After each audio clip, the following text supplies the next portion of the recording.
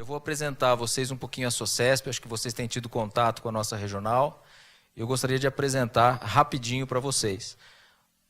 A diretoria é composta pelo Pedro Dutini, hoje não está aqui porque é o ser humano, está de férias. Bruno sou eu, diretor científico, Marcele, primeira secretária, e o segundo secretário, o Dr. Yuri. A Sociedade de Cardiologia do Estado de São Paulo, ela, além da sede em São Paulo, é formada por 19 regionais, nós somos uma regional aqui, 7 departamentos e um grupo de estudo. E a missão da SOCESP é congregar, representar e defender os interesses profissionais dos cardiologistas do Estado de São Paulo, especialmente estimulando o progresso, a responsabilidade social e a difusão do conhecimento em cardiologia. E como até o Pedro sempre fala, não só os interesses dos cardiologistas, mas dos médicos do Estado de São Paulo. Aqui distribuído as regionais, né, tem os departamentos e o Vale do Paraíba aqui, em último, mas não menos importante. Convido vocês a conhecerem o site da SOCESP, quem não conhece ainda entra, se associe e tem bastante coisa legal lá no site. Os certificados dessas aulas vocês vão receber por e-mail após o evento, mas eventualmente quem não receber, você pode entrar no site e tem um ícone ali de certificados que você pode solicitar o seu. Né? A palestra de hoje vai ser sobre a nova diretriz brasileira de ciência cardíaca, depois eu vou apresentar devidamente o Dr. Germano, mas esse slide aqui é para agradecer os nossos patrocinadores, que têm também permitido que eventos como esse aconteçam. Sabin, Vinhos de Bicicleta, Novartis, Plani, a Daikin Sankyo, Abbott, Merck, Dimen, EMS, Bayer e Servier. Agradecer aos nossos patrocinadores. Coloque em sua agenda aí o nosso próximo evento, 15 de maio, imperdível aqui com o Dr. Alexandre Matos Soeiro, vai ser no Hospital Vivale, tá? Esperamos vocês lá. Quem não conhece o congresso da SOCESP, né, ele vai ocorrer agora 20, 21 e 22 de junho de 2019, estão todos convidados. Também o curso de atualização em cardiologia, que já é bem tradicional, de 2 a 4 de agosto de 2019, vai ser no Centro de Convenções Rebouça, já é um evento bem tradicional. Um evento que está se tornando cada vez mais tradicional também, o 4º Congresso Brasileiro de Casos Clínicos, né? Depois vocês se informem para mandar os seus casos, é um evento bem interessante. E alguns projetos da SOCESP, que a gente fala todo evento, mas eles são importantes, o projeto Infarto, em que, em parceria com as secretarias estaduais, municipais, vem trazendo educação continuada para o tratamento do infarto agudo do miocárdio. Também tem um estudo epidemiológico épico para registro, né, dos fatores de risco e controle desses fatores de risco, o registro Pinnacle, vocês podem se informar também no site como participar. A SOCESP também tem o centro de treinamento de ressuscitação cardiopulmonar, bem desenvolvido, bem sofisticado, mais de 15 mil pessoas treinadas, convido vocês também a conhecerem. E é importante você se associar à SOCESP para manter, então, a regional, manter essa sociedade forte, né? Quais são os benefícios que nós temos? Você recebe a versão impressa da revista da SOCESP, você acaba tendo descontos exclusivos no congresso, os associados, eles também têm desconto no custo de atualização e reciclagem, e nós estamos preparando algumas coisas para os nossos sócios locais, né? Eu não coloquei aqui, mas para o segundo semestre a gente quer oferecer uma palestra sobre investimento, finanças, para o médico aprender a investir. Também um mini curso aí de degustação de vinhos para os sócios. E a tradicional van para o congresso. Então a gente disponibiliza para os sócios a van para o congresso da SOCESP. Aqui algumas publicações, as revistas e suplemento que são enviadas para os sócios. Aqui o Tratado de Cardiologia, que todo mundo também conhece. São publicações da SOCESP. A SOCESP tem o espaço Memória. Tem um e-mail aqui, memorias@socesp.org.br. Se tiver alguma foto, algo que seja interessante, né, pode enviar para deixar aí marcado, registrado esse evento. Então, nós desejamos a todos um ótimo evento e, sem mais demoras, eu vou apresentar o Dr. Germano Emílio Conceição Souza. Ele é doutor em cardiologia pela Faculdade de Medicina da Universidade de São Paulo, coordenador do curso de Medicina da Universidade Anhembi Morumbi São José dos Campos e coordenador de Cardiologia do Hospital Regional de São José dos Campos. É um prazer, viu, Germano? Muito obrigado. Obrigado.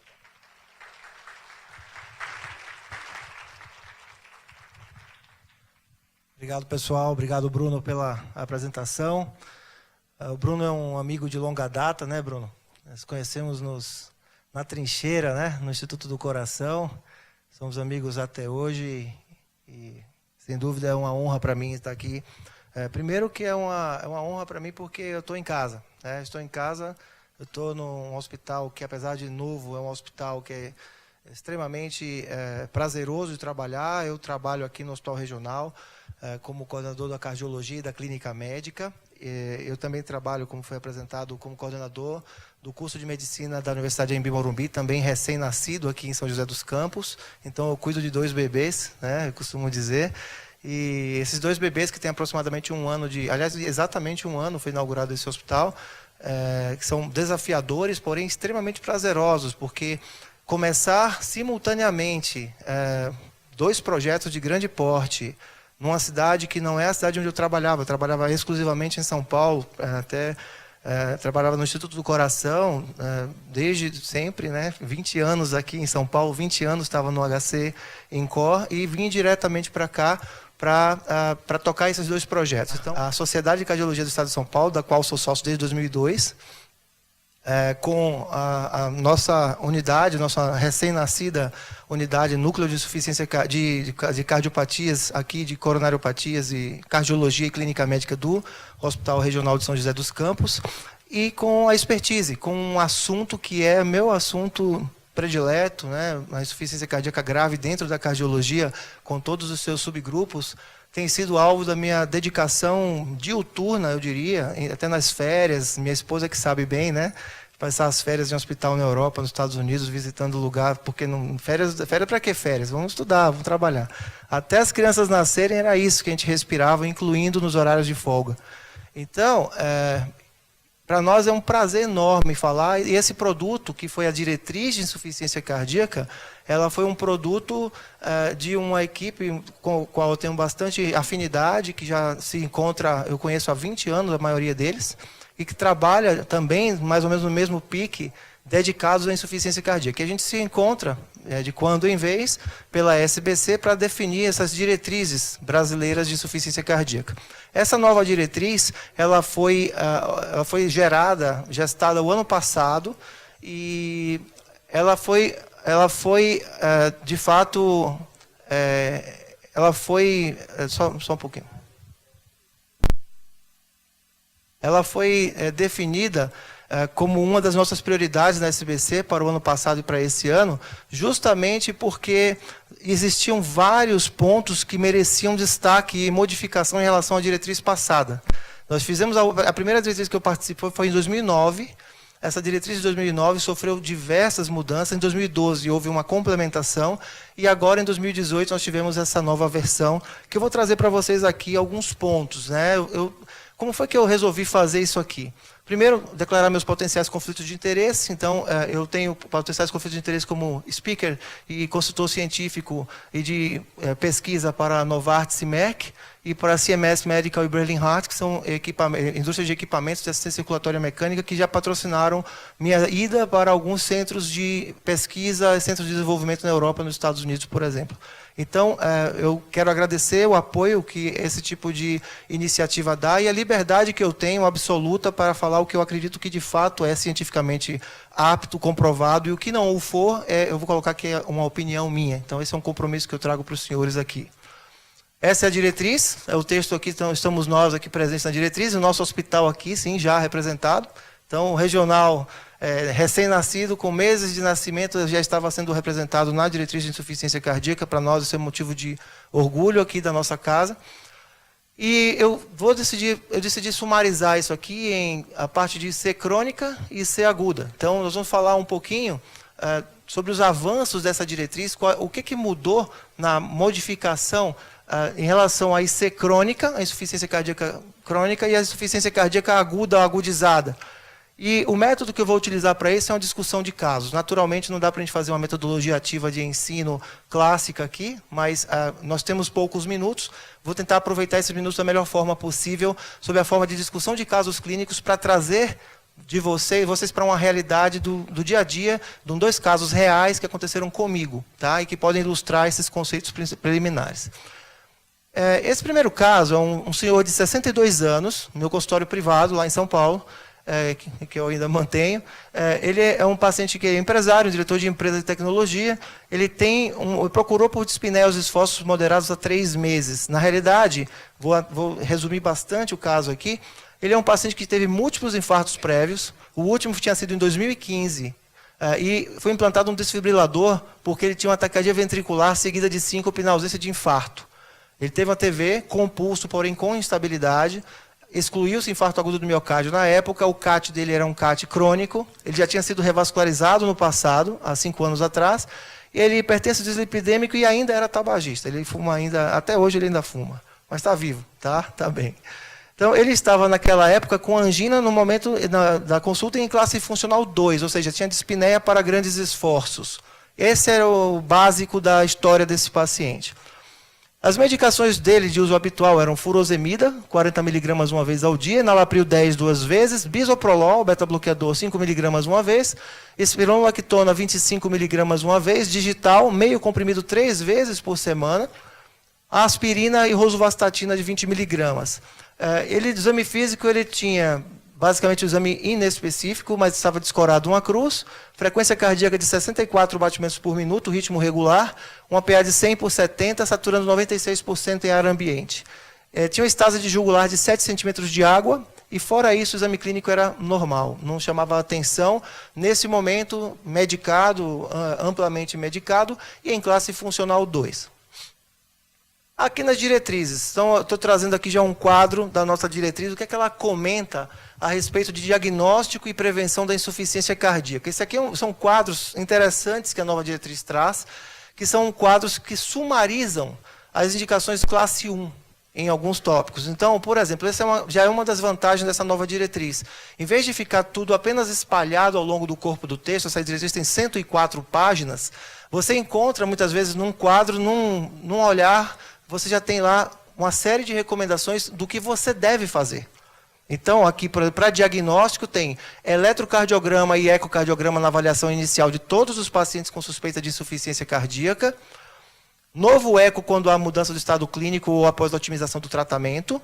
Tudo isso é indicação classe 1, ou seja, foi um consenso dos especialistas da diretriz fazer isso daí. Todo mundo levantou o braço que sim, na plenária, tá? Dosagem de peptídeos natriuréticos quando há dúvida no diagnóstico da insuficiência cardíaca, ressonância como método alternativo quando o eco está inadequado, cinecoronariografia, cateterismo em pacientes com angina ou com exames não invasivos sugestivos de etiologia isquêmica, investigação não invasiva de cardiopatia isquêmica no paciente de alto risco, e aí pacientes com disfunção de ventrículo esquerdo estágio A, ou seja, aquele paciente que não tem disfunção ainda, porém, ele tem já fatores de risco para evoluir para insuficiência cardíaca, tratamento da doença de base, tratamento do tabagismo, tratamento da dislipidemia. E para pacientes com disfunção de ventrículo esquerdo assintomático, estágio B, pode usar já inibidor de ECA e beta-bloqueador. Isso é classe 1 de recomendação. O eletrocardiograma desse paciente é um eletro que é relativamente benigno. Se você olhar aqui, é um paciente em eletro em ritmo sinusal. Esse ritmo sinusal com desvio do eixo para a esquerda. A frequência cardíaca dele aqui está em torno de 100 batimentos por minuto, taquicárdico ainda, com 5 mg de bisoprolol.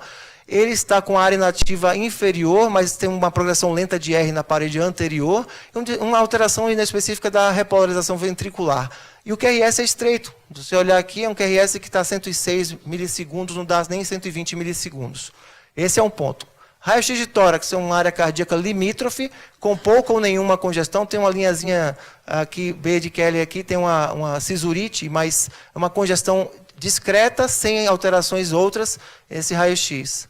O laboratório, eu vou atender vocês aqui, é inespecífico, uma create de 1,3, ureia de 39, sódio 138, linfócitos 22%, ou seja, um marcador de gravidade, que aí linfopenia esse paciente não tem.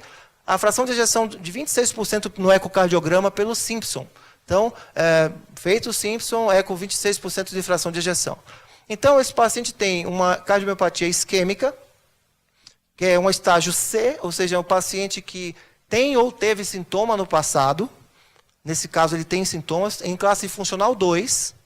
e ele tem uma fração de ejeção reduzida. Então, ele tem uma insuficiência cardíaca com fração de ejeção reduzida, ele tem uma dispneia para esforços extra-habituais, classe funcional 2, não está tendo angina. A etiologia dele é cardiopatia isquêmica, ele teve infartos prévios, revascularizado, e nesse momento ele está relativamente estável, do ponto de vista de sintomas, e nós temos aqui as recomendações de tratamento. Eu não vou cansar os senhores aqui lendo linha por linha do que está na diretriz, tá? Mas só para mostrar para os senhores que existe um quadro específico em que você bate o olho e você vai ver o que é classe 1, ou seja, o que é consensual, que é o que você não pode deixar de fazer em termos de tratamento. Isso envolve beta-bloqueador, inibidor de ECA, bloqueador de receptor de mineralocorticoide, aldosterona, inibidor de aldosterona. E aí entram outros tratamentos, sacubitril, valsartana no lugar do IECA em pacientes com disfunção do ventrículo esquerdo sintomática, nitrato hidralazina. Aí mostra quais são as recomendações clássicas para a terapia de ressincronização, desfibrilador e quando é que o paciente se torna refratário a tudo isso e as alterações que nós temos que fazer, o tratamento. E também tem um quadro sobre o que não fazer, que é um sumário do que foi consensual, que olha, isso aqui não. Isso é muito importante para nós também, como médicos, como cardiologistas, nos orientarmos sobre o que já é proscrito nesse tipo de paciente. Então, vou dar um exemplo aqui, fazer eco de rotina. Toda consulta tem que fazer um eco nesse doente. De rotina, não. Você tem que verificar o que é realmente necessário. Existe critério para você aplicar em que você deve utilizar a ecocardiografia. Quando você estiver usando o inibidor da ECA, você não deve associar um BRA ao inibidor de ECA, como já foi preconizado no passado. Nós sabemos que isso induz mais hipercalemia e não há grandes benefícios clinicamente relevantes. Então, esse é o tipo de associação IECA, BRA mais mineralocorticoide, inibidor de mineralocorticoide, que deve ser evitado no paciente com insuficiência cardíaca. Então, pacientes com IC assintomática, sem sinal de congestão, você dá diurético, não tem menor valor. Então, todos esses dados aqui são situações que você deve evitar no caso da insuficiência cardíaca. Voltando para o nosso caso, nós temos aqui uma cardiopatia isquêmica então, em classe 2, e o tratamento medicamentoso depois da primeira consulta ficou em bisoprolol 10 mg por dia, enalapril 10 duas vezes, aldactone 25, digital meio comprimido 3 vezes por semana, furosemida 40, AS, rosuvastatina e empagliflozina. Ele tinha um diabetes que não estava tratado. Nós começamos com empagliflozina, que também está na nossa diretriz como classe 1 para redução de morbimortalidade na insuficiência cardíaca. Então, é uma classe específica de antidiabéticos que em pacientes com disfunção ventricular pode melhorar muito a chance de a redução de morbimortalidade. Então, existem hoje algumas medicações antidiabéticas que são proscritas no paciente com disfunção ventricular, por exemplo, glitazonas, e algumas classes que são preferenciais, são preferíveis em alguns pacientes com algumas ressalvas. Podemos discutir esses detalhes a miúde em um segundo momento. Mas então uma pergunta interessante é, tudo bem, o paciente está bem medicado aqui, mas e qual o prognóstico desse paciente? Talvez essa seja uma mensagem importante, uma das mensagens mais importantes que eu queria trazer para vocês aqui. Muitas vezes o paciente como esse vai no ambulatório, vai no consultório, e o médico ele entende que esse paciente está muito bem. Por quê? Porque é um paciente que está em classe funcional 2, muitos pacientes como esse, às vezes você pergunta para ele, está tudo bem? Ah, tudo bem, está tudo igual. Falta de ar só quando subo uma ladeira. E para nós temos um equívoco conceitual de que isso aí é estável. Mas a história natural dessa doença não me fala isso. A história natural dessa doença me fala que o prognóstico desse paciente aqui é um prognóstico ruim. Só que muitas vezes você tem dificuldade de mensurar isso. Como é que você mede isso?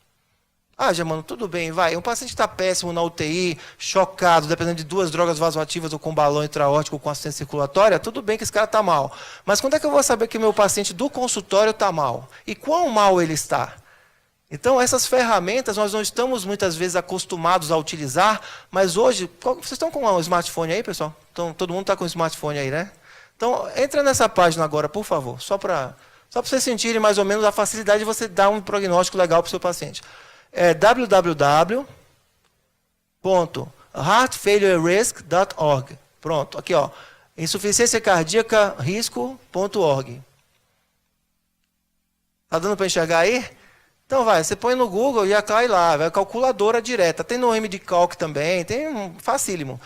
O ideal, pessoal, hoje é preconizado também como classe 1 tanto na diretriz brasileira quanto europeia e americana, que 100% dos pacientes que nós vimos no ambulatório, no consultório, nós devemos aplicar score de risco. Preferencialmente, vamos usar 2 scores de risco, a gente usa a informação mais pessimista. Essa é a recomendação. Por quê? Porque nos força a entender e a conversar com o paciente sobre o que está sendo proposto para ele em termos de tratamento e também nos força a nós mesmos raciocinarmos. Será que eu estou fazendo o meu melhor por esse paciente? Não tem mais nada para fazer para tratar esse doente, porque vocês vão se assustar com os números. Eu não quero que os senhores tentem aplicar os dados desse paciente, que tem aí idade, sexo, fração de ejeção, se ele fuma ou não fuma, se tem DPOC ou não. E aí, olha, esse paciente em classe funcional 2, ou seja, dispneia para médios esforços, a mortalidade em 1 ano, tá, por esse score de risco, dá 16% em mortalidade em 1 ano. E 3 anos, 37%. Ou seja, mais de 1/3 dos pacientes está morto em 3 anos. E você deu um tapinha nas costas dele no ambulatório, não, tudo bem, volta daqui a 4 meses, 6 meses, sei lá. Porque o cara estava em classe 2. Então você tem que pensar assim, será que eu fiz todo o meu melhor mesmo?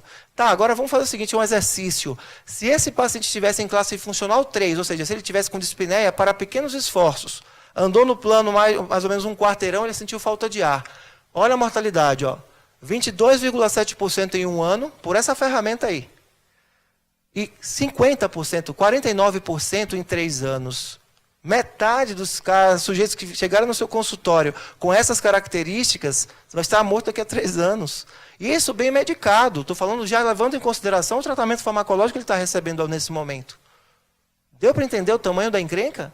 Então, ó, se você falasse num paciente oncológico que ele tem chance de 50% de estar morto em 3 anos, ele ia perguntar o seguinte, meu amigo, qual é a quimioterapia que eu tenho que fazer?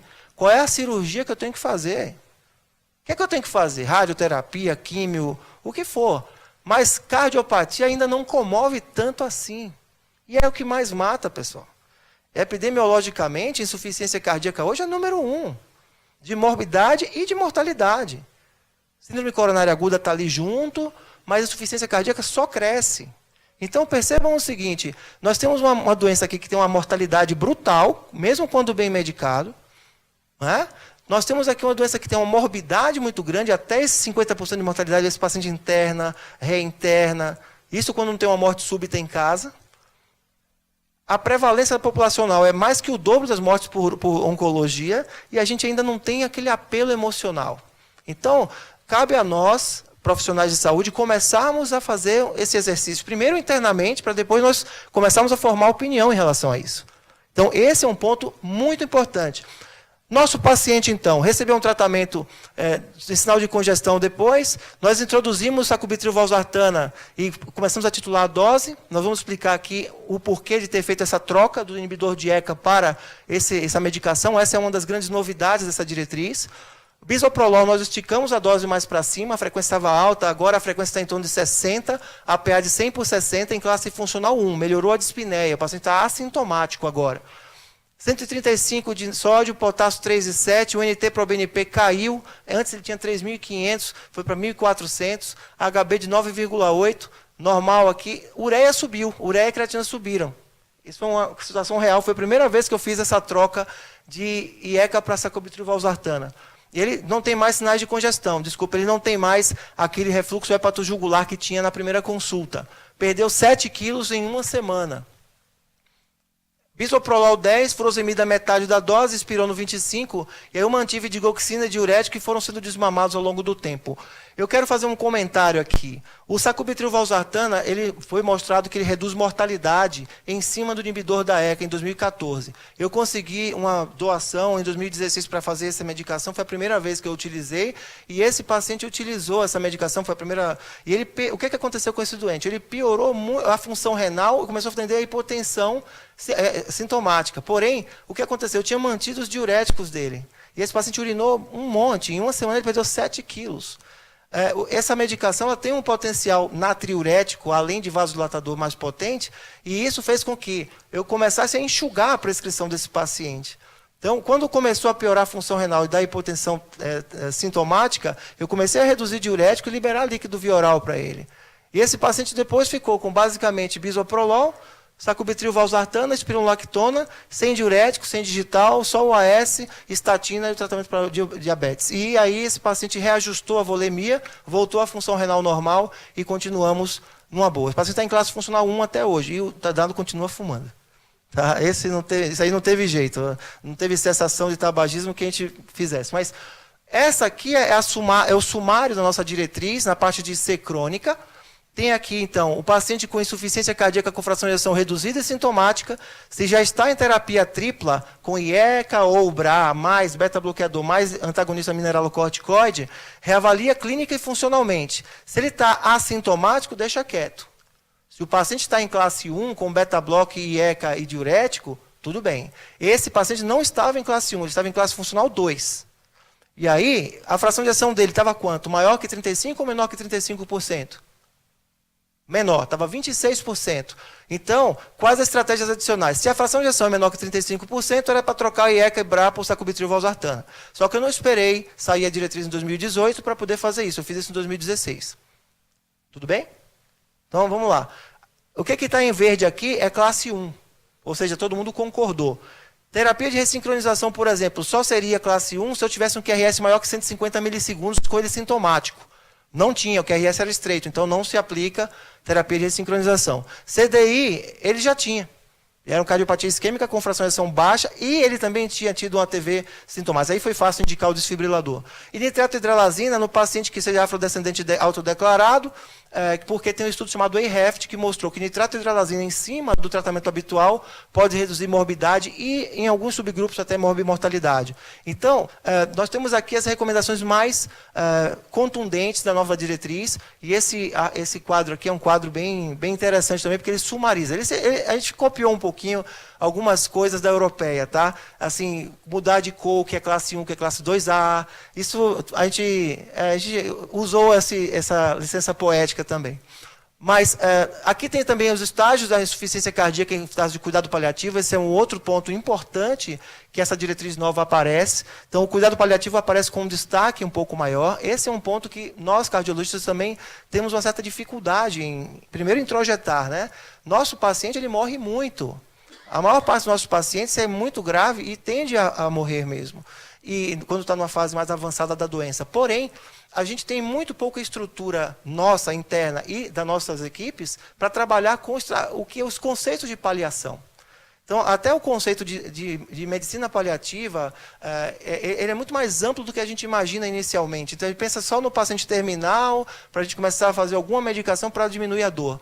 Isso é um tipo de paliação numa fase. Mas a medicina paliativa é aliviar sintoma. Então, a gente palia sintomas desde que a gente conhece o paciente sintomático. A gente começa a paliar quando dá diurético, quando dá digital. Esses pontos são super importantes vocês definirem e ver onde é que cruza essa linha, hein? Quando é que a estratégia de paliação exclusiva ela deve predominar em relação a estratégias que tendam a modificar a história natural da doença. Então, quanto mais idoso é o paciente, por exemplo, mais a gente tem que pensar nisso, porque eu que sou um cara que estou forjado no transplante cardíaco, forjado na assistência circulatória mecânica, o primeiro impulso das pessoas com quem eu tenho contato, os médicos residentes, os internos que têm contato com esse tipo de agressão, né, essa agressão cirúrgica, é indicar. Não, vamos lá, vamos colocar um ventrículo. Mas às vezes esse paciente ele já não é um paciente ideal para nada disso. Ele não é um paciente legal para você colocar em fila de transplante, não é um paciente muito bom para você colocar em assistência circulatória mecânica, e talvez você não obedeça uma premissa básica do paciente em geral, né? O cardiopata em geral, que é primo non nocere. Primeiro, não faça mal a esse paciente. Então, a primeira coisa que tem que pensar, quando um paciente tem algumas comorbidades significativas, é se nós não já passamos da linha em que nós deveríamos indicar algo mais agressivo para eles. E sempre pesar risco e benefício. Parece óbvio, mas é tão pouco discutido isso, que nós começamos a destacar essas medidas, e aqui tem um quadro só com as medidas dos sintomas a serem paliados e como serem paliados. Então, aqui, dispneia, tosse, depressão, extremamente prevalente, ansiedade, dor, tontura, edema, náusea, vômito, constipação, delírio. Tem uma série de sintomas, e aqui nós temos o Gabriel, que é um expert em paliação, é um geriatra, e nós temos muito que aprender com geriatras, Temos muito o que aprender com alguns intensivistas que já têm esse conceito mais arraigado. Então, eu tive o contato, felizmente eu tive um contato com o professor Ricardo, que é o Ricardo Tavares, lá do INCOR, que ele era intensivista lá do INCOR, e a primeira vez que eu discuti paliação com ele foi em 2003. E a gente já tinha esse conceito, eu já tinha esse embrião plantado em mim, mas isso foi útil demais para mim, para a minha vida, porque eu lidei o tempo inteiro, até então, com pacientes extremamente graves entre a vida e a morte no final da cardiopatia. Então é muito importante a gente saber até onde a gente vai. Eu destaquei também, ainda na IC crônica, pessoal, um outro ponto super importante dessa diretriz em relação às últimas, que é custo-efetividade. Olha, eu lembro que em 2009, a primeira diretriz que eu participei, eu era um caçula lá da diretriz, né? Estavam lá os professores todos e tal, e eu estava meio caçula, estreante em diretriz de insuficiência cardíaca. Eu tinha participado de uma diretriz em 2003, mas aí eu era caçula do caçula mesmo. Mas em 2009 eu fui para Teresópolis, estava lá, e eu tinha acabado de sair do curso da AGV. Eu tinha feito um curso de especialização em administração hospitalar, sistema de saúde, então estava tudo fresquinho, a parte de análise econômica. E eu vi aquilo como super importante na tomada de decisão em termos administrativos. Quer dizer, como é que eu faço para utilizar da melhor forma $1 gasto? Quer dizer, cada dólar conta, cada real conta, no caso, ainda mais no sistema público de saúde. E aí eu pensei em fazer uma análise econômica, e quando eu falei isso na plenária lá, eu fui rechaçado. Mas que é isso? Análise, isso aí não é evidência. Foi isso que eu escutei de grandes nomes da cardiologia naquela época. Eu era o mais novo, voto vencido. Não, tudo bem, não vamos botar análise econômica nenhuma, até porque no Brasil ninguém fazia isso. Ninguém fazia análise econômica direcionada para algumas síndromes específicas no Brasil em 2009, a priori. Então, o que acontecia? Eu estava lendo coisa da McMaster no Canadá, estava lendo coisas do NHS, que era super forte lá na Inglaterra, esse tipo de análise. E o que aconteceu? Em 2019, 10 anos depois, olha só o tamanho do quadro que apareceu. E, felizmente, uma análise econômica nossa, feita aqui no Brasil, programa de gerenciamento multidisciplinar, que então foi mostrado que foi amplamente custo efetivo. Então, mostramos que isso aqui vale a pena ou não vale a pena fazer. Está aqui um quadro enorme com análises. Aí nós utilizamos a literatura internacional, porque a maior parte da análise foi feita em outros países, Estados Unidos, Reino Unido, Holanda. E é interessante que tem outros 2 estudos que não estão aqui nesse quadro, que são 2 estudos feitos pelo pessoal do Rio Grande do Sul, do Hospital de Clínica de Porto Alegre, que tem uma grande influência, a Carize Polanski, ela é ótima nisso, ela estudou lá no Canadá e fez especificamente essa análise, esse tipo de análise para terapia de ressincronização cardíaca e CDI. Por que eu falo tanto disso, pessoal? Porque na hora de você transportar aquilo que você lê de evidência, seja numa diretriz, seja num estudo novo, para a realidade, uma série de situações tem que ser levadas em consideração. Uma delas é a aplicabilidade do ponto de vista de recurso financeiro. Não adianta você ler que tem um anticorpo monoclonal maravilhoso que saiu na New England a semana passada, e se você prescreve hoje aqui no SUS e essa ampola custa $100 mil a ampola, você vai destruir o seu sistema de saúde em prol de muitas vezes uma evidência que muitas vezes não é essas coisas todas.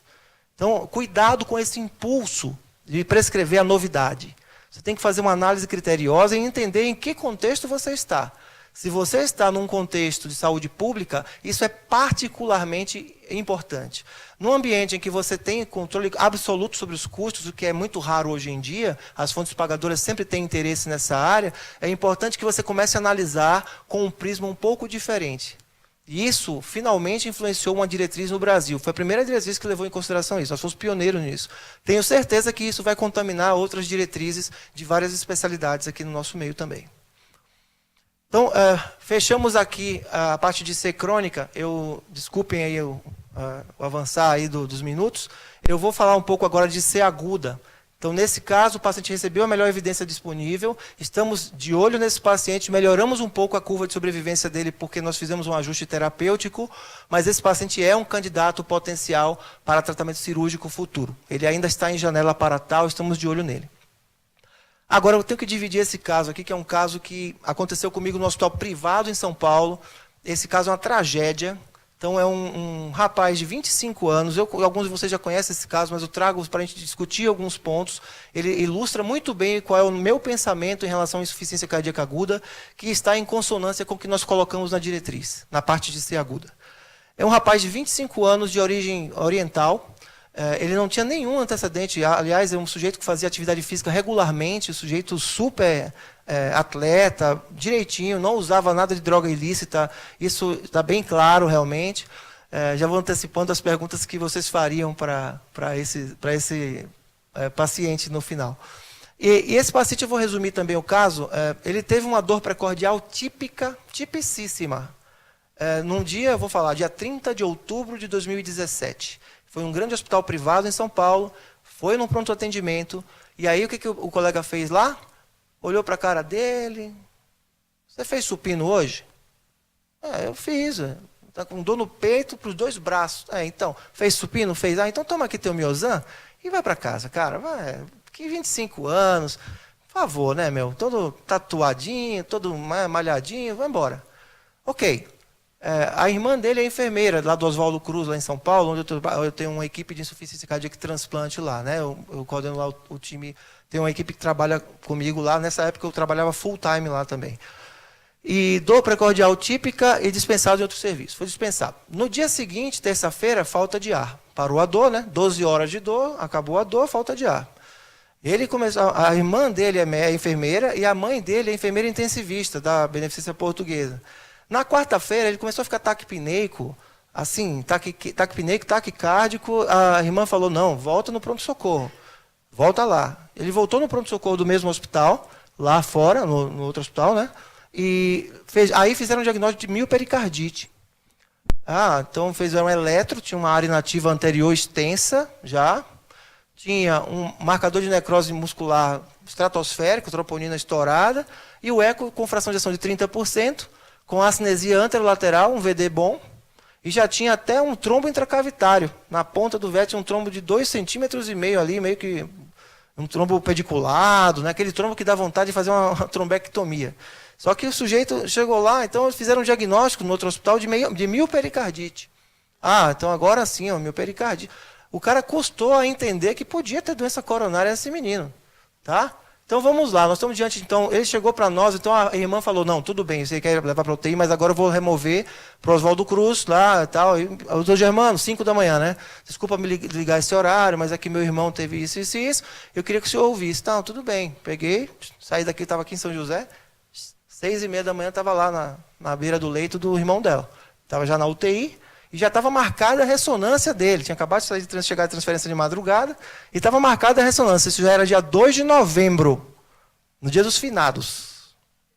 Né? Quinta-feira, dia 2 de novembro de 2017. E aí, quando eu olhei para a cara do paciente, bom, PA 90/60, pulmões, não dava para ver muito, mas estava deitado, achava que podia ter um estertor ou não, mas muito difícil, uma distensão jugular. Uma distensão jugular acentuada em repouso. Não gostei. Pulso meio filiforme, mas estava quentinho ainda. Tinha um tempo de enchimento capilar regular. Eu detesto essa variável, só atrapalha mais que ajuda, eu acho. Então, assim, tudo bem. O que é que eu faço com esse paciente? Vamos para os fluxogramas de C aguda da diretriz. Paciente com suspeita de C aguda, em 30 minutos, esse é um avanço também dessa diretriz. Ele começa a setar tempo para a nossa avaliação da insuficiência cardíaca aguda.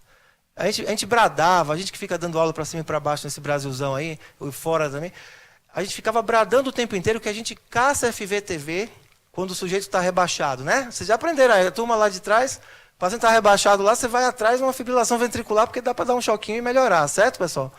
Tá, então isso a gente já aprende desde a graduação. O cara com dor precordial típica, você também caça infarto com supra, porque tem timing para isso. É 10 minutos para fazer o eletro, 30 minutos tem que estar abrindo a artéria, seja com fibrinolítico, ou 90 minutos no máximo para abrir a artéria com angioplastia primária. A insuficiência cardíaca grave, aguda, a mortalidade proporcional é enorme. Tem um monte de paciente que não é aquele paciente tipicíssimo que chega com a cara escrito choque cardiogênico para você, e você não tinha nenhuma prioridade, com a mortalidade proporcional muito maior do que o infarto com supra e parede inferior não complicado, por exemplo. A mortalidade média hoje, a mortalidade média do choque cardiogênico é 45%, 50% nos melhores centros. E a gente não tem um mecanismo, não tem um fluxograma para dizer, olha, temos um tempo para procurar isso. Então, gente, sejam caçadores de choque cardiogênico. E o choque cardiogênico não quer dizer que é hipotensão só. Tem muito choque cardiogênico com pressão limítrofe. Esse é o ponto. Esse era um caso, 90/60, que você olhava na cara do paciente, esse cara está chocado.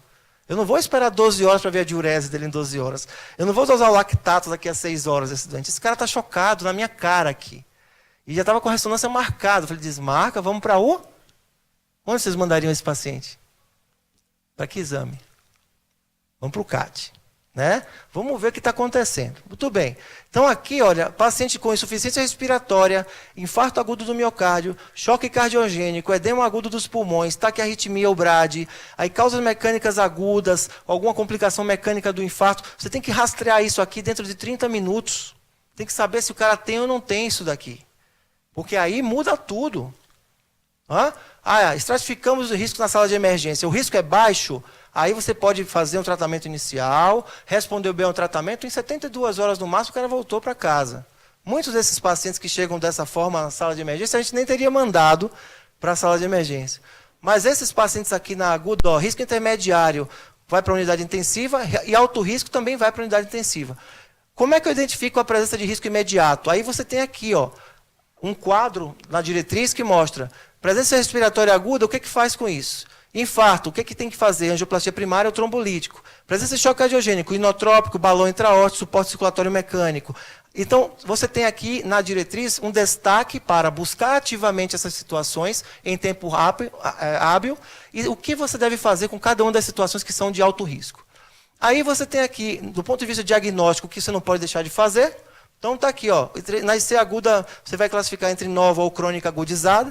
O que significa isso? Tem paciente que era, por exemplo, esse último paciente que a gente mostrou, do consultório, o empresário, ele era crônico. Se ele descompensar, ele passa a ser um crônico agudizado.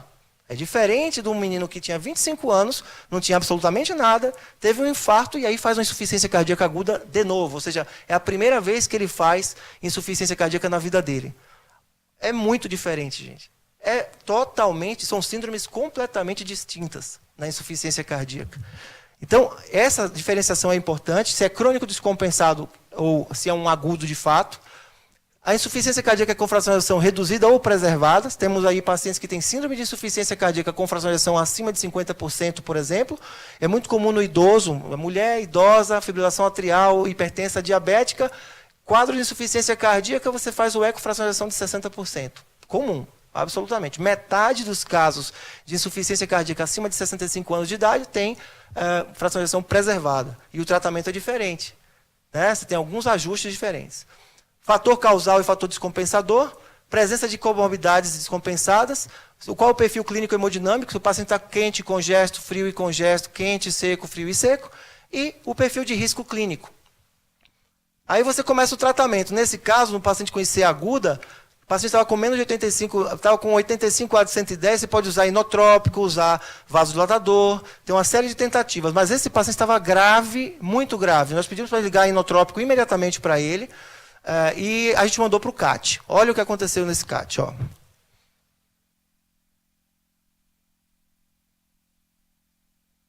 Está dando para ver a encrenca aí? Olha só. Tronco. Tem uma imagem de subtração já no fim do tronco de coronária esquerda aqui. Observem que, deixa eu passar de novo aqui.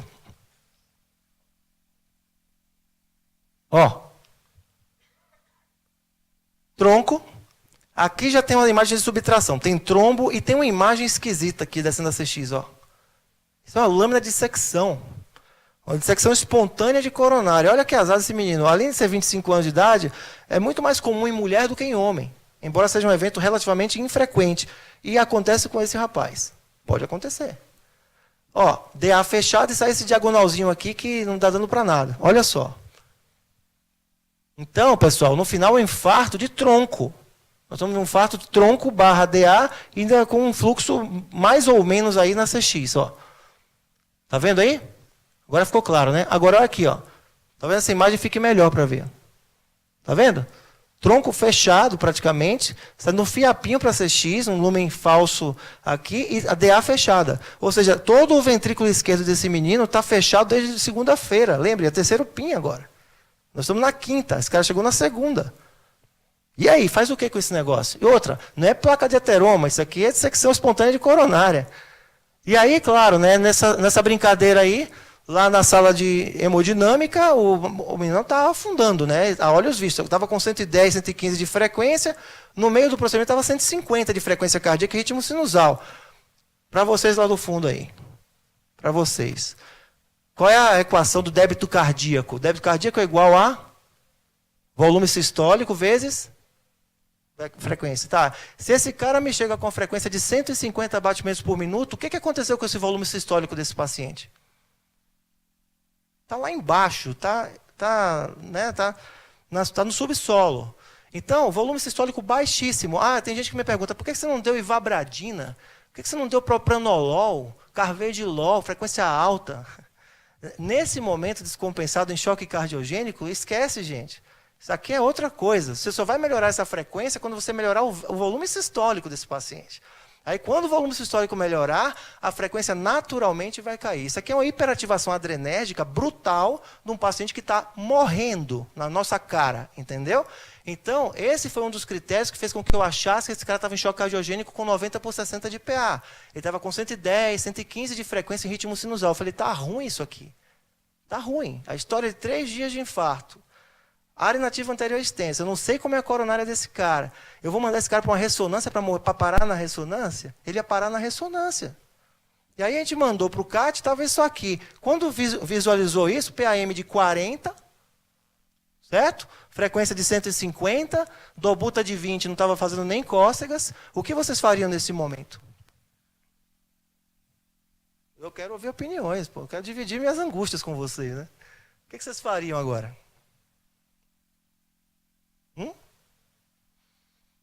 Bom, vamos lá. Vamos seguir aqui. Eu passei um balão. Pode xingar. Ah, Germano, você não está atualizado? Tem um estudo Shock 2 que mostrou que balão intraórtico não presta para mais nada, né? Que nem o Escape Trial falava que Swan-Ganz também não serve para nada. Então, você está meio velho, Germano, né? 44 anos. Pede as contas, Germanão. Não. Passamos balão. Por quê? Isso é um dispositivo de contrapulsação. Nós entendemos pelo estudo Shock 2 que ele não é a solução definitiva, mas a gente pode ganhar um tempo precioso nesses pacientes, em casos selecionados. Esse é um caso que eu não considero um caso selecionado para balão, é um caso de baixa chance de dar certo. Por quê? Porque é pós-infarto evoluído. E o paciente não teve intervenção coronária percutânea. Então, esse cara não tem chances grandes de melhora no curto prazo. Esse é um paciente pós-infarto, que é exatamente o paciente Shock 2-like. Então, definitivamente, não é o paciente preferido para eu passar um balão intraórtico num choque cardiogênico. Se fosse um crônico descompensado, olha, eu aposto que esse balão vai fazer um sucesso nesse paciente. Nesse aqui, eu não apostava grande coisa, mas eu segui o que estava mais próximo de mim naquele momento. Estava na beira do leito, na hemodinâmica. Eu já tinha acionado o meu Shock Team, que é outro conceito importante. Então, enquanto o Shock Team não chegava da cirurgia, estava, né, hein, Leandro? Né? Então, chegando aqui, o time cirúrgico chegando, a hemodinâmica fez o que tinha para hoje. O que aconteceu? Nada. O paciente ficou tal e qual. PAM continuou 40, tentou ligar NOR, PAM de 40. Meu amigo, esquece. Esquece. Então, balão intraórtico, a gente pode discutir balão em algum outro momento. Aqui, mostrando o Shock 2, mostrando que a mortalidade isoladamente ela não melhora se você passar balão ou não passar balão, desde que você não dê o próximo passo. Se você der o próximo passo, é aí que você iguala as mortalidades. Olha a mortalidade de choque cardiogênico dos caras, 40%. Por quê? Porque eles usam assistência circulatória de longa duração. Então, quando o cara botou no balão e você emendou com assistência circulatória, você nivela em outro patamar. O paciente fica mais tempo sustentado. Se está no grupo controle, que não recebeu o balão, e você coloca assistência circulatória mecânica também, qual é a eficácia maior? Então, o que importa não é o balão intraórtico per si, mas o que você faz após o balão intraórtico. Esse é um ponto importante. Então, e Swan-Ganz? Passamos o Swan nesse doente. Índice cardíaco, 1. Ó, paciente com IC aguda para avaliação para transplante cardíaco ou suporte circulatório mecânico, que é o que está na minha cabeça agora, Classe 1 passar o SUAN hoje. Isso aqui é 2018. Então, todo mundo concordou que passar um SUAN no cara que você está pensando em transplante ou em assistência circulatória mecânica é obrigatório, gente, hoje. Tá? É diferente de choque séptico, pessoal. Tá? É diferente de terapia intensiva lato sensu. Aqui não é choque séptico, isso aqui é choque cardiogênico barra pesada. Né? Para guiar o tratamento em pacientes com IC refratário ao tratamento padrão, também é classe 2A. Se você está lá se batendo com seu paciente agudo, você não está conseguindo, você toma uma medida e não responde como você gostaria. O catéter de Swan-Ganz vai te dar as informações de índice cardíaco, débito cardíaco, resistência vascular sistêmica, enchimento em tempo real. E isso para nós, para o ajuste fino do tratamento farmacológico do paciente nessa fase, principalmente onde você pode dispor de algo mais a fazer pelo paciente, isso é super importante para nós. Então, para a tomada de decisão, o SUAN ele ganhou força de novo com essa diretriz, baseado em nível de evidência B. Existem evidências indiretas de que o uso do Swan-Ganz em casos selecionados seja extremamente útil. Então, isso a gente não abre mão. Resultado final foi essa porcaria aqui, tá? Um time meio, né? O fluxo ficou ruim. Os trombos, apesar de ter sido aspirado um monte de trombo, que é classe 3 hoje de rotina na diretriz de infarto agudo do miocárdio, foi feito isso e não teve nenhum sucesso. O que mais que a gente pode fazer para esses pacientes, pessoal? Prognosticar. Bom, prognóstico desse paciente não precisa nem falar, né? O paciente está afundando a nossa cara, apesar de balão, droga, choque cardiogênico franco. Esse paciente, na Intermax, que é uma classificação para assistência circulatória mecânica, esse é o paciente Intermax 1. Você tem que tomar decisões imediatas, senão ele morre. Segundo, Intermax 2 e 3 são pacientes que estão com inotrópico, sendo que o 2 você está piorando progressivamente com inotrópico. E o 3 é aquele cara que você ligou uma dobutamina, ele estabiliza. Aí ele fica ali, função renal boa, urinando, aí ele vai até para a enfermaria com a dobutinha dele, né? Vai carregando lá a dobuta, vai lá no banheiro, faz xixi e volta. Ele parece que está ótimo. Só que a mortalidade proporcional desses pacientes, olha só, 50% está morto em um ano. O cara que está preso na dobuta, pô, você vai transplantar esse cara, Germano? O cara está com a carinha tão boa, metade está morto em um ano. Nos pacientes que estão chocados com balão, nem 17% estão vivos em um ano. E no paciente que tirou a dobuta, Intermax 4, é o chamado frequent flyer, o boomerang, ele vai, tira a dobuta, passa mal, volta para cá. Aí ele passa um mês em casa, depois volta. Esse cara, um terço está morto em um ano. Então, gente, encostou lá, beijou a dobutamina, você tem que triplicar a sua vigilância nesse paciente. Mesmo que ele saia, a mortalidade em um ano é enorme. Então, esse cara é candidatíssimo à assistência circulatória mecânica e a transplante cardíaco. Certo? Então, é esse olhar prognóstico que a gente tem que ter nesses doentes, pessoal. Não é a visão da pressãozinha agora. E não é pressão, pessoal, é fluxo. Não é pressão, pelo amor de Deus. No choque cardiogênico não tem que ficar falando de pressão mais. Tem que falar de fluxo. ECMO é uma alternativa. O que fazer com esses pacientes? Isso aqui é ECMO, nesse caso aqui é um ECMO central. Você abre o tórax, coloca uma cânula no sistema direito, roda aqui numa biopump, uma bomba centrífuga, oxigena a membrana e devolve na aorta. Beleza? Tudo bem, mas qualquer câmara cardíaca à esquerda aqui, que eu sugue, eu posso causar um problema enorme, porque lembra que esse paciente tem um trombo intracavitário? Lembram que ele tinha um trombo? Então, mobilizar esse trombo para cima e para baixo não é uma boa estratégia. Esse é outro tipo de assistência circulatória, um AB5000, em que você também aqui drena a ponta do VE e devolve na aorta. Também não dá para fazer, apesar de ser uma bomba que a gente tem facilmente no nosso meio privado. Ponte para ponte. Você pode pegar esse caso aqui, que está na hemodinâmica, fazer um tandem heart. Uma vez a gente tinha uma menina de 26 anos, que chegou lá no INCOR com uma cardiopatia grave, uma miocardite tóxica por anfetamina. Queria emagrecer, começou a tomar uns remédios para emagrecer e tal. Chegou lá em choque cardiogênico, CAT, coronária sem obstruções, refratário ao tratamento farmacológico, e aí ganhou um tandem heart. O Pedro Lemos, na época que estava lá no INCOR ainda com a gente, ele canulou a veia femoral, subiu até o átrio direito, fez uma punção transeptal, e aí pegou o átrio esquerdo, derivou o átrio esquerdo e devolveu na femoral. Então, aí quando você enche a aorta retrogradamente, PAM lá para cima, tudo beleza. Mas esse paciente, apesar de a gente ter tido tinha as cânulas de tandem heart lá, não dava para fazer. Se você suga aqui no átrio esquerdo, você mobiliza aquele trombo. aquele danado do trombo é um grande problema. De novo, então vamos fazer vamos dar um impela. Também tem lá uma impelinha para a gente usar. Tá. Como é que é o impela? Também dá para fazer na hemodinâmica. Você pulsiona a artéria femoral. É como se estivesse fazendo uma ventriculografia. Tranquilo. Aqui eu fui para Amsterdã para ver esse caso em 2009, esse tipo de situação em 2009. Em 2 dias você está apto a manusear aquilo lá. Fácil. Mas é o seguinte, de novo, você tem que drenar por essa pontinha. Isso aqui fica dentro do ventrículo esquerdo. Esse orifício é o orifício de entrada do sangue no catéter. E aqui é o orifício de saída do catéter. Então, suga aqui, devolve aqui. E essa curvatura fica no nível da válvula aórtica. Então, você coloca retrogradamente lá, faz como se estivesse fazendo ventriculografia, suga o sangue aqui e devolve na aorta. E quem faz esse trabalho é esse motorzinho aqui, ó, que fica rodando microaxial a 7.500 rotações por minuto. Maravilha. Então, é fácil de instalar, 3, 5 minutos estava operando já. Ele te avisa se tem uma inteligência artificial de localização, se essa curvatura está no lugar correto ou não. É fácil. Só que, de novo, se eu chupo aquele trombo, ele vai fragmentar aqui, vai voar trombo para tudo quanto é lado. Então, de novo, essa solução circulatória não dava para fazer naquele paciente. Beleza, olha só, interessante esses dados aqui, com o uso do impela, a mortalidade, a sobrevivência que eles fizeram com um protocolo, que eu vou comentar no finalzinho, de pacientes com mortalidade de sobrevivência que, antes do estudo com impela como estratégia protetora da angioplastia primária em pacientes de choque cardiogênico. Ou seja, o cara chega em choque cardiogênico, imediatamente antes de fazer uma angioplastia primária do cara em choque cardiogênico, liga um impela para ajudar o suporte circulatório. A sobrevivência dessa origem, da sobrevivência do curto prazo, foi de 75% de explante com alta hospitalar, em choque cardiogênico pós-infarto. Isso é interessante, porque a nossa série histórica ela era ruim.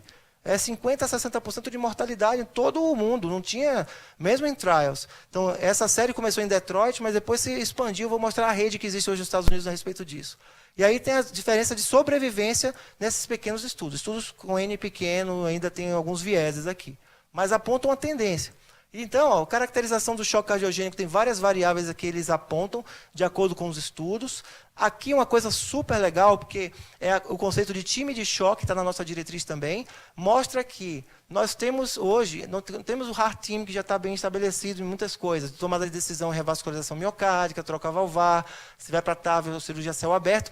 No paciente chocado também, ó, você tem que ter laboratório de hemodinâmica pronto, sala de cirurgia cardíaca pronta, especialista em insuficiência cardíaca avançada e transplante à disposição e um CTI cardíaco dedicado à parte cardiovascular.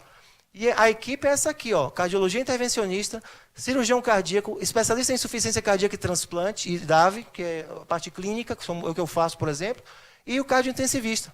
Então, essa equipe toda toma decisões coordenadas aqui pela equipe clínica, que muitas vezes é o que conhece melhor o paciente, o que acolheu o paciente mais de antemão e que faz desencadear todo o resto. Então, esse conceito de choque team é assim, ó, o cara chega em choque cardiogênico, você ligou, aciona o BIP e a CTI cardio vai ser acionada, a hemodinâmica e o cirurgião ao mesmo tempo. Se tem infarto na jogada, além de passar o SWAN, vai ganhar a angioplastia primária. E você pode pensar na angioplastia protegida, com a circulatória mecânica junto. Se não tem, é tudo igual, com o manejo de droga vasoativa, monitorar com Swan-Ganz, suporte circulatório mecânico e cateterismo só ser indicado se for um infarto sem supra mais para frente. Deu para entender? Então é um esforço coordenado com a equipe transdisciplinar de grandes especialistas, cada um na sua sub-área, mas num esforço conjunto e em tempo rápido. Esse é o conceito de shock team. E aqui, então, linha arterial, tem que passar um PAI em todos. Otimização volêmica, que às vezes é dificílima. Tem pacientes que é super desafiador, são classe 1. E aqui você tem vários dispositivos que eu acabei de mostrar para vocês. Aqui na diretriz já começa a comentar um pouco mais. Também é uma vantagem dessa diretriz. Ela aprofunda um pouco mais em assistência circulatória mecânica. Então, o paciente com IC avançada chega, ele é candidato a transplante ou não? Eu falei, bom, esse paciente de 25 anos é óbvio que ele é candidato a transplante. Óbvio, só não sabemos se ele vai sobreviver para tal. Ele tem que sobreviver a essa fase aguda para a gente pensar o que fazer com ele. Menino 25. Então, choque cardiogênico, não dá para sair de século, estava em choque cardiogênico, pode pensar em balão, ECMO, biomed, tudo isso. Aí você coloca um suporte de curta duração, e aí você decide, se ele ficar dependente, se aquele paciente ficar dependente do suporte de curta duração, a gente vai ter que pensar no que fazer com ele no médio prazo. Vai transplantar ou vai colocar um suporte de longa duração? Ah, ele não está dependente, ele recebe um suporte de curta duração e melhora, desmama, tira e transporta ele agora para a vida ambulatorial. Essa é a decisão que a gente tem que tomar em segundos naquela hora lá. O que a gente fez esse menino então, pessoal? Como não dava para fazer nada, curto prazo cirúrgico, trombo intracavitário, mexer no coração esquerdo, olha o que a gente fez. A gente fez uma ECMO veno-arterial. Então, a decisão foi tomada em minutos, né? Passou o balão, deu errado, choque team chegou, vamos colocar canulô lá mesmo, lá na hemodinâmica, que lá lá dá para fazer, é híbrido, né? Então dá para você fazer procedimentos híbridos. A gente colocou uma Centrimag, que é uma bomba, uma biopump de luxo, né? Ela levita magnético, tem menos hemólise. Então a gente derivou lá próximo da cava inferior. Aqui está vendo bem preto aqui esse sangue. Essa cânula está lá na cava inferior, quase no átrio direito, e essa cânula aqui está na artéria femoral. Então ela é puxada esse sangue venoso, roda aqui, ó, 4,5 litros de Centrimag, bomba centrífuga. Ele passa no oxigenador de membrana, também um oxigenador de boa qualidade, e aí a gente devolve na artéria femoral, retrogradamente. Então, parece um pouco com o conceito do Tandem Heart, mas a gente fez o Tandem Heart com o oxigenador de membrana, então ficou muito mais fácil de lidar. E esse coração ainda tinha a abertura de válvula aórtica, então tinha lá, abria a válvula aórtica, dava 1,5 litro ainda, então ele estava com 6 litros de débito no total. A PAM foi de 40 para 90 imediatamente, a frequência cardíaca despencou para 100, de 150 para 100, só em você dar assistência ao paciente. Não dei uma gota de remédios cronotrópicos negativos. Tudo bem aí, pessoal, no conceito? Eu fiz um angiotomo de coronária, que eu não trouxe imagem aqui, mas é dissecção da coronária clássica, e eu não sei o que eu faria se esse paciente aumentar de novo uma carga trombótica naquela região. O pouco que ele recrutou ali, com colaterais, com o que quer que seja, pode ser perdido por disfunção de microcirculação. Além do trombo intracavitário, que ele tem o substrato anatômico, está parada a parede anterolateral dele, parada. Então está sem trombo intracavitário, porém, se eu suspendo a anticoagulação, provavelmente vai formar de novo. Então, para de mexer no paciente, tá? Então, ele é um sobrevivente, está bem clinicamente, e é isso que eu queria trazer agora para vocês para fechar. Olha só, nós falamos de ser crônica, falamos de ser aguda. O que a nossa diretriz fala ainda, que também traz coisas interessantes a respeito disso, que é diferente das outras? Indicadores de boas práticas. Isso já é um prenúncio. Olha como essa diretriz está diferente, né? Olha o toque de gestão que está por trás disso. Não é somente pesquisa, indicador de gestão, gente. Estou falando boas práticas, estou falando de fonte pagadora. Então, estamos começando a perceber a nossa importância enquanto formadores de opinião em cardiologia, para decisões que são práticas para o dia a dia do cardiologista. Pô, não adianta você falar que é classe 1, meu amigo, na sua diretriz, porque não tem nada que mostre para o cara lá do convênio X ou Y, ou para o gestor da saúde pública, que aquilo ali é custo efetivo, ou que aquilo ali é uma boa prática. Então, acreditação, passamos agora pela ONU A2 aqui, né, recentemente aqui no hospital. Então, nós temos lá, na diretriz, um painel de indicadores sugestivos de boa prática na área de insuficiência cardíaca. Isso também é original e isso também vai virar moda em várias outras diretrizes. Também temos uma sistematização de alta. O que é um checklist sobre o que não pode deixar de dar para esse paciente quando da sua alta hospitalar. E aí, claro, vamos supor que esse cara deu errado. Se ele ficasse lá preso naquele negócio, lá naquela máquina, o que mais eu podia fazer? Olha só o que já tem aqui aprovado pela Anvisa. Olha o cuidado que nós tivemos também. Olha o que já está aprovado na Anvisa. Porque não adianta você ficar falando de máquina que existe lá nos Estados Unidos e eu não posso usar no Brasil. Está aprovado na Anvisa. Ó, HeartMate 2, Incorda Berlin Heart, Heartware e HeartMate 3. Aqui, por exemplo, é um exemplo de um amigo, o professor Martin Struber, que ele era lá de Leipzig, na Alemanha, e ele agora está chefiando um serviço de transplante em Chicago. Ele me cedeu essas imagens de um paciente dele que tinha olha só, um paciente com disfunção biventricular gravíssima, estava dependente de drogas vasoativas e suporte circulatório de curta duração numa UTI dele, lá em Hannover? Não, em Leipzig, e daí ele colocou ventrículo esquerdo e ventrículo direito, 2 bombas centrífugas da Heartware. A gente implantou o primeiro Heartware da América Latina em 2012, lá no Hospital Alemão Oswaldo Cruz, e o Struber que veio fazer o PI, né? Ele que veio fazer. Então ele trouxe, olha o que a gente está fazendo já na Alemanha, ó, na época ele estava na Alemanha. Ele punha a assistência circulatória biventricular, e esse eletrodo aqui, depois o paciente melhorou o ventrículo direito, ele simplesmente desligou e amputou esse eletrodo. Ele ficou univentricular à esquerda depois de 6 meses, porque o VD tinha se readaptado. Então, assim, gente, olha o que o paciente que estava chocado virou. Ele virou um paciente ambulatorial com 2 consoles à distância, suporte biventricular com assistência circulatória de longa duração. Então, é nessa pegada que nós estamos... É esse tipo de situação que nós estamos começando a perseguir quando a gente fala de choque cardiogênico na fase aguda. Então, lembra aquele cara que chegou quase morto na sala de emergência? Se você não tomar aquela decisão em tempo hábil, você nunca vai ter a chance de fazer esse tipo de reabilitação desse tipo de paciente. Tá? Então, aí você tem aqui para fechar... Hoje, uma série de algoritmos potenciais para utilizar no paciente choque cardiogênico, baseado maiormente em dados hemodinâmicos invasivos. E isso aqui é um sistema que eu quero fechar, porque isso tem tudo a ver com nossa casa aqui. Ó, isso aqui é um hospital terciário, é o Inova Fairfax, é o hospital que fica lá na Virgínia, se não me engano, e ele tem uma série de hospitais secundários que são o sistema Hub and Spoke, parecido com o sistema Latin, que nós temos hoje em dia aqui no Brasil, na Colômbia, em alguns locais. Tem um hospital Hub, que é um hospital de receptáculo para casos diferenciados, e tem os hospitais ou as UPAs, por exemplo, que podem receber um paciente numa situação crítica e encaminhar diretamente para os hospitais Hub. Para você se tornar um hospital que tem performance para Shock Team, você tem indicadores de qualidade também pré-estabelecidos para ser um hospital hub com Shock Team. Essa é uma ideia muito interessante. Olha o que está acontecendo. Até setembro do ano passado, nós tínhamos 56 sítios que eram hub de Shock Team nos Estados Unidos. Olha como eles estão pegando. Hoje tem mais de 100 já. 6 meses depois já tinham mais de 100. E nesse sistema de centros que estavam preparando... Naquela época tinham 30, hoje já tem mais de 100 já instalados. E cada hub desse tem vários hospitais satélite que encaminham o paciente em choque cardiogênico. E aí as diretrizes, olha o que aconteceu para esses pacientes aqui. Ó. Eles têm aqui uma colaboração em que a mortalidade, da década de 70, a sobrevivência era 17% de choque cardiogênico. Década de 80, 50%. Década de 90, 50%. 2016, 50%. Ou seja, tem quase 30 anos que a mortalidade por choque cardiogênico estava... Nada conseguia melhorar aquilo. Olha que entrou stent farmacológico, entrou remédio, entrou um monte de coisa. Olha o que esses caras conseguiram, gente. 77% de sobrevivência. Nesse sistema, Hub and Spoke. E qual era a estratégia? A estratégia era essa, ó. Atenção, caçar paciente em baixo débito, em tempo hábil, invadir o paciente suspeito de que tem baixo débito com Swan-Ganz, tratamento agressivo com tomada de decisão em minutos, em tempo real, escalonar rapidamente droga vasoativa para escalonar para assistência circulatória mecânica nos casos indicados, e você tem esse sistema funcionando para assistência circulatória mecânica de longa duração ou transplante em casos selecionados também.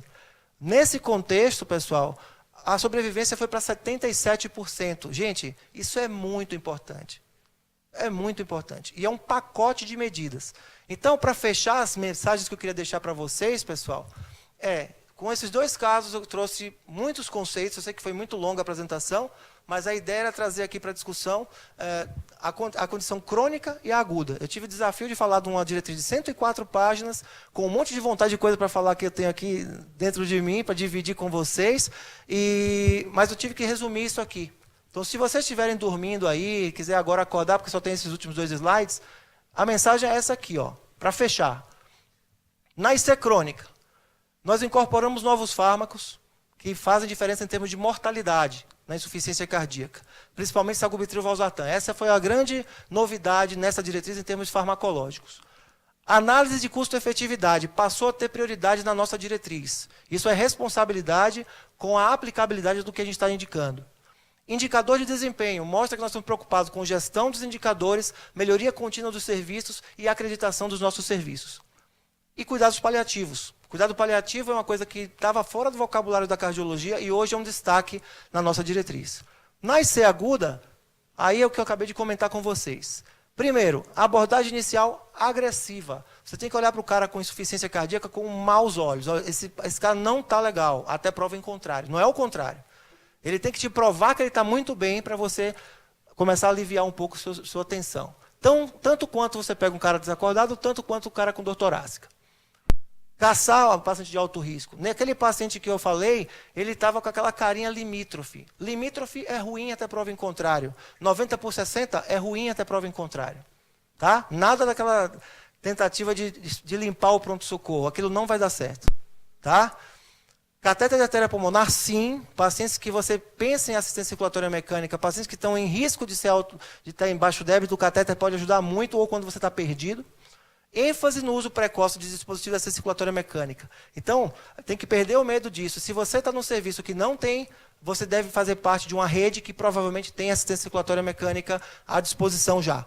Então, esse é o ponto, conhecer onde você está e tentar utilizar essas ferramentas que realmente salvam vidas, e nós estamos diante de uma oportunidade enorme aqui no Brasil de fazer história em relação a isso. Aqui em São José dos Campos, eu estou terminando esse meu último slide, prometo, não tem nada além do meu e-mail aí, para quem quiser conversar comigo. É o seguinte, nós temos a chance enorme aqui no nosso meio de fazer um sistema de hub and spoke muito bom. Esse hospital aqui tem plenas condições de se tornar um hospital referência nesse sistema. Nós temos muita coisa para melhorar, nosso hospital é muito jovem, mas nós temos uma condição excepcional de conexão através da Cross com outros serviços. Então nós temos que começar a amadurecer tudo isso, amadurecer o contato e a formação no nosso meio, aqui no Vale do Paraíba, e eu tenho certeza que a gente, em breve, vai ter um sistema de shock team muito próximo do que nós temos em serviços de excelência nos Estados Unidos. E isso se aplica para qualquer serviço no Brasil. Isso está começando para todos os grandes serviços. Lá nos hospitais privados em São Paulo, por exemplo, o Capital, que sempre tenta, quase uma referência para muitas vezes, para quem não está lá nos hospitais, também estamos no nascedouro desse conceito. Então, nós estamos falando aqui de uma coisa extremamente vanguardista e nós temos a chance de fazer isso aqui na nossa casa. Tá bom, gente? Mais uma vez, muito obrigado pela presença, pela paciência de vocês. Estou aberto para tirar quaisquer dúvidas que, porventura, tenham permanecido. Muito obrigado. Doutor Germano, o desafio realmente pareceu grande, talvez aos nossos olhos, mas foi com maestria e excelência que você dominou esse largo espectro. Isso me lembra muito da dicotomização do cardiologista. Você veio do cardiologista do consultório até o cardiologista da UTI, o cardiointensivismo nascendo agora, inclusive em residência, né? Nós sempre atualizados nisso, e o cardiologista também do pronto-socorro, pela identificação dos casos graves, a que eu advogo grande importância também. Meus parabéns pela sua apresentação, realmente foi sensacional. Eu quero abrir a plateia, o que vocês gostariam de perguntar? Nenhuma dúvida? Não deixei nada para ninguém perguntar, né? Foi maravilhoso mesmo, Germano, mas assim, uma coisa que eu gostaria que você comentasse, acho que a ciência cardíaca, do ponto de vista, a gente que é cardiologista clínico consultório, o surgimento da valsartana sacubitril no estudo Paradigm é um marco, né, para a gente que está no dia a dia do mais ambulatorial. Mas eu gostaria que você comentasse um pouquinho do estudo Pioneer HF, porque ele aponta, você fez off-label lá na época, mas que ele aponta um caminho, né, que vai precisar ser destrinchado. Gostaria só que você comentasse. Tá, bom, eu sei que a plateia é heterogênea, né? Nós temos aqui desde estudantes até... Então, nós estamos agora falando de trial, tá? De ensaios clínicos randomizados, ou seja, estratégias de investigação científica de alto padrão, é que ele está comentando. O doutor Bruno Nogueira fez uma pergunta sobre momentos de utilização de determinado fármaco na insuficiência cardíaca. Então, o estudo Paradigm foi um estudo de pacientes ambulatoriais. Então, quando surgiu essa medicação que mudou a história natural da insuficiência cardíaca para melhor, depois de 15 anos, nós estávamos falando de pacientes que estavam ambulatorialmente em classe funcional 2 ou 3. Isso era o grosso dos pacientes que estavam no estudo Paradigm, mais de 95% dos pacientes. E naquela época, não existia o estudo Pioneer, que foi um estudo que foi publicado ano passado, que é no paciente com insuficiência cardíaca aguda. Não era o paciente crônico que estava ambulatorial. Agora, no estudo Pioneer, foram os pacientes com insuficiência cardíaca aguda, e aí foi a introdução desse novo medicamento num paciente com insuficiência cardíaca aguda, descompensada, na fase pré-alta, para que você conseguisse, depois da compensação inicial do paciente, começar a utilizar diretamente essa medicação como vasodilatador preferencial e não ter que passar por IECA, BRA ou até nitrato hidralazina em algumas situações. E o estudo Pioneer foi um estudo para verificar segurança. Então, a ideia não era a redução de desfechos clinicamente relevantes, foi um segmento de 12 semanas aproximadamente, porém, uma dúvida importantíssima foi sanada, que nós não sabíamos e a gente era muito criticado, por exemplo, se você utilizava precocemente essa medicação no ambiente do paciente com IC aguda. O estudo Pioneer respondeu que sim, é seguro você utilizar o sacubitril/valsartan na fase aguda da descompensação, no momento de compensação inicial do paciente como ponte para estratégia para ir para casa. Então, o desfecho primário desse estudo foi NT-proBNP, ou seja, foi uma avaliação de pressão de enchimento, né? É um biomarcador que mostra se o paciente está congesto ou não. Então, quem usou o sacubitril/valsartan, ele estava mais equilibrado em termos de volemia do que quem usou o inibidor da ECA, por exemplo. Então, isso está em consonância com o que nós percebemos, que eu falei para os senhores, do poder de vasodilatação e de natriurese que essa medicação apresentou. É como se você estivesse dirigindo um Gol 1000 e, de repente, você pega uma Ferrari e tenta pisar igual. Você vai bater num poste se você não tomar cuidado. Então, a comparação que eu consigo trazer é essa. Na hora que você começa a fazer essa troca, fique preparado para diminuir diurético e diminuir outros vasodilatadores eventualmente. Sua prescrição vai ficar mais enxuta. Mas o que o Pioneer trouxe foi isso, Bruno.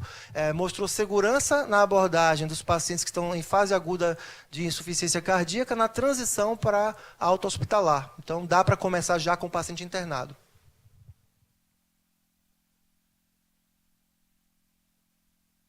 Perguntar nada de resistência sistêmica, não vai perguntar nada sobre a lei de Poiseuille aí, pessoal? É que a turma lá da sistema cardiovascular, estou de olho em vocês, viu? Se vocês não fizerem pergunta aí, tem que me apertar, ué. Parabéns, viu, Germano? Obrigado. Pela sua apresentação. Puxando para o lado da gestão, e quando você fala da possibilidade, do potencial, pelo menos, de se desenvolver centros aqui, e como nos Estados Unidos, que em 6 meses se proliferaram, para a nossa realidade, para você juntar em um sistema de trabalho que reúna profissionais diferenciados, lugar com condição técnica e tecnológica, como que você vê essa possibilidade num ambiente como o nosso?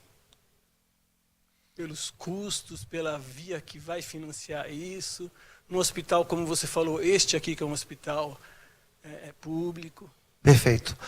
Eu tenho uma coisa, olha, a sua pergunta é tão complexa e tão importante, que... Qual é o teu nome mesmo? Desculpa. Genivaldo, desculpa. O professor Genivaldo, ele trouxe aqui uma contribuição importante, gente. No nosso meio, nós temos... o Brasil é muito sui generis nisso, né? Nós temos sistema público e sistema privado. E esse sistema privado também é extremamente heterogêneo. Mas imagine um sistema público que funcione bem. Vou falar do público porque é mais fácil, né? A gente falar do público nesse momento. Nós estamos no hospital público. A maior parte das intervenções que, de fato, fazem diferença na fase aguda desses pacientes, elas são já estão disponíveis. O que eu falo hoje, aqui no Brasil, nós temos oportunidade de melhoria para uma série de situações que por falta de gestão, ou por falta de uma gestão em tempo hábil, nós acabamos gastando muito mais dinheiro, porque nós não tivemos pequenas atitudes que custam muito pouco. Por exemplo, economizou na ambulância para trazer o sujeito para cá, você vai tratar um choque cardiogênico porque o cara, em vez de chegar em 2 horas, chegou em 30 horas.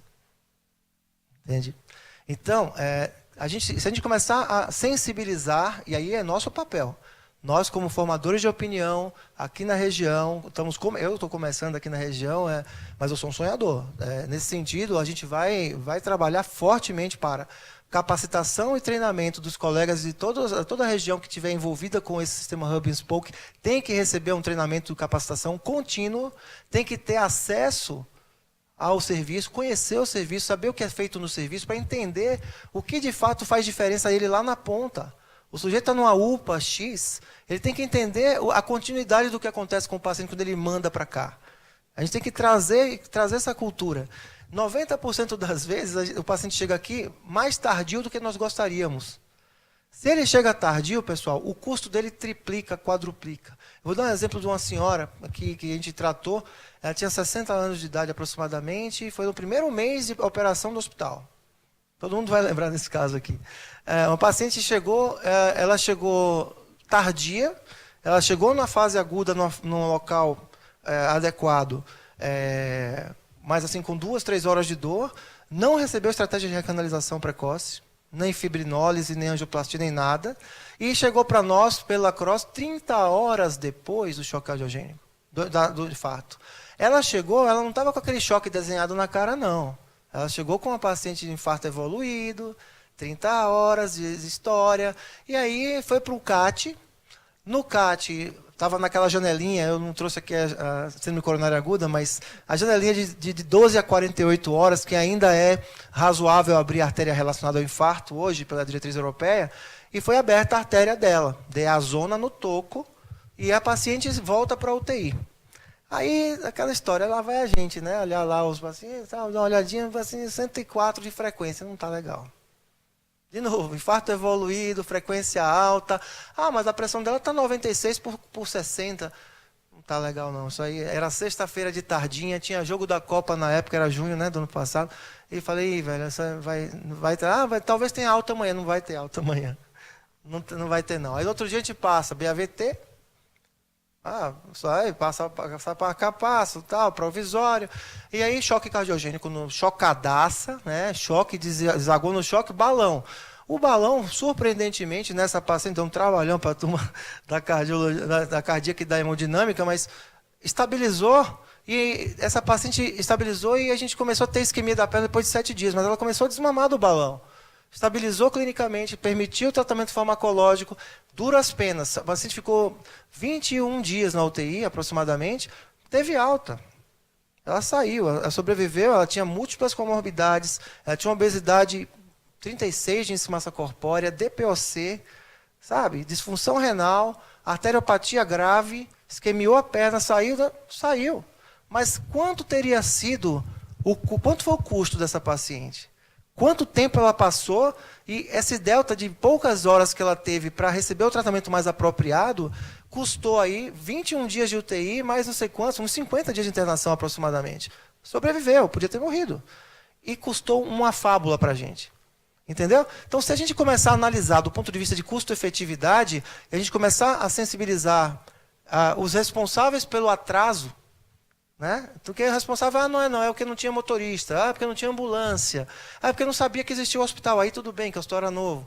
Mas, entende? Se a gente fizer isso, somando o que a gente desperdiça de dinheiro, dá para fazer uma cota de uns 10, 15 dispositivos de assistência circulatória mecânica de longa duração aí, fácil.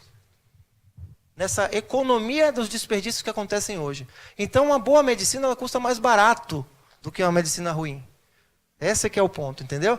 Mas para isso é um exercício diário. A gente não vai fazer isso da noite para o dia, mas eu acredito na educação, na formação, na complementação de todo o ecossistema, interligar isso e sensibilizar os gestores de saúde, tanto os públicos quanto as fontes pagadoras privadas. Mas aí, de novo, aí tem que fechar essa equação. A gente não pode simplesmente dizer que eu vou fazer tal coisa para o paciente porque eu acho que é adequado, sem evidência científica, ou num paciente que já não é um grande candidato. Então, a gente vai ter que disputar isso com as fontes pagadoras. Mas não é um desafio fácil. A pergunta, não sei se eu respondi, pelo menos parcialmente, essa pergunta. Mas é um desafio que a gente tem que discutir isso todo dia em vários âmbitos. Não só da parte médica, mas na área de gestão com os tomadores de decisão também da área de saúde pública. Doutor Germano, eu fiquei monitorizando aqui os grupos de WhatsApp e várias pessoas elogiaram a aula, tá? Inclusive o Pedro pediu para avisar que mesmo de férias ele assistiu a aula. Tá? Workaholic. Para quem não sabe, a aula foi gravada, será disponibilizada no site da SOCESP.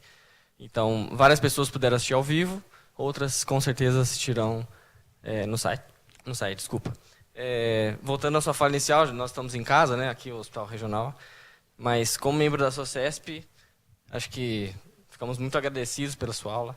O doutor Germano, que é a referência nacional no assunto, né? E queremos presenteá-lo em agradecimento. Obrigado, Yuri. Obrigado. Saúde. Obrigado, Yuri.